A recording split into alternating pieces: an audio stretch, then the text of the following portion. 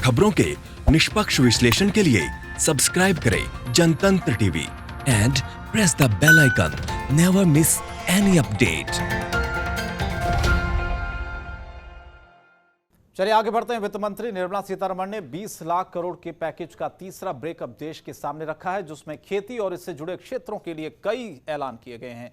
राहत पैकेज की तीसरी किश्त जारी करते हुए वित्त मंत्री ने कृषि इंफ्रास्ट्रक्चर, फूड प्रोसेसिंग, फिशरीज, पशुपालन, कृषि में निवेश को प्राथमिकता दी है। कृषि इंफ्रास्ट्रक्चर के लिए वित्त मंत्री ने कहा कि बीते 2 महीने में सरकार ने किसानों के लिए कई कदम उठाए। पीएम किसान सम्मान के तहत बीते 2 महीने में किसानों के खाते में 18,700 करोड़ रुपए दिए गए।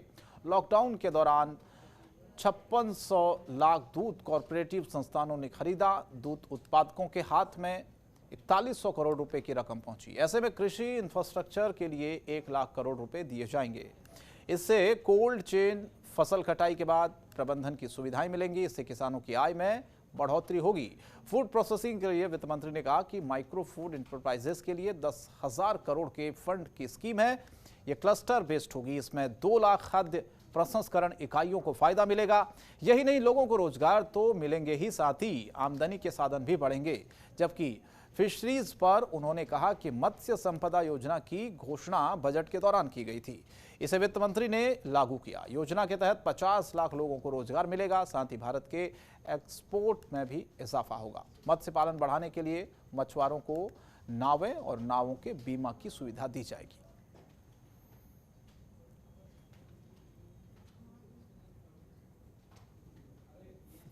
कृषि क्षेत्र में प्रतिस्पर्धा बढ़ाने के लिए और निवेश बढ़ाने के लिए, ताकि किसान को और ज़्यादा दाम अच्छे मिल सकें, इसके लिए उस कानून में बदलाव लाया जा रहा है जो 1955 से है।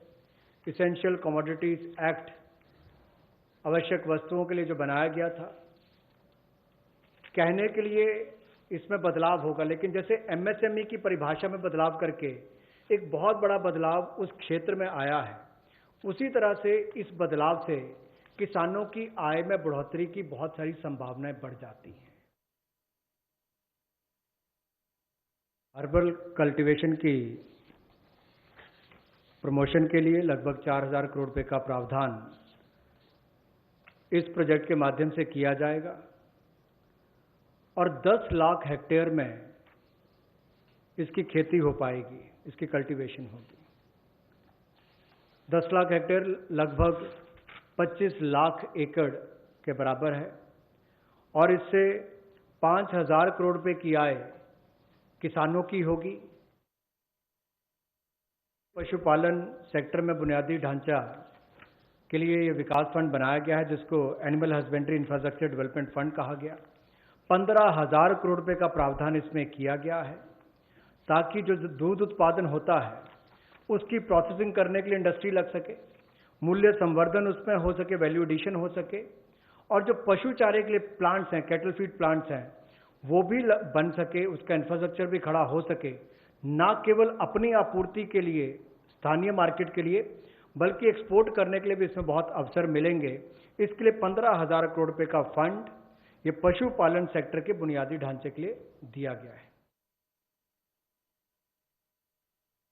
प्रधानमंत्री मत्स्य संपदा योजना, इसके माध्यम से इसके लिए हमने 20,000 करोड़ रुपए का ये योजना लेकर आए हैं और इसमें जो कमियां थी पूरी वैल्यू चेन में, उसको पूरा करने का एक प्रयास है, ताकि हमारे मछुआरे भाई बहन इनको समुद्री और अंतर्देशीय मत्स्य पालन में इनका सम्मिलित विकास हो सके और उसको बल मिले।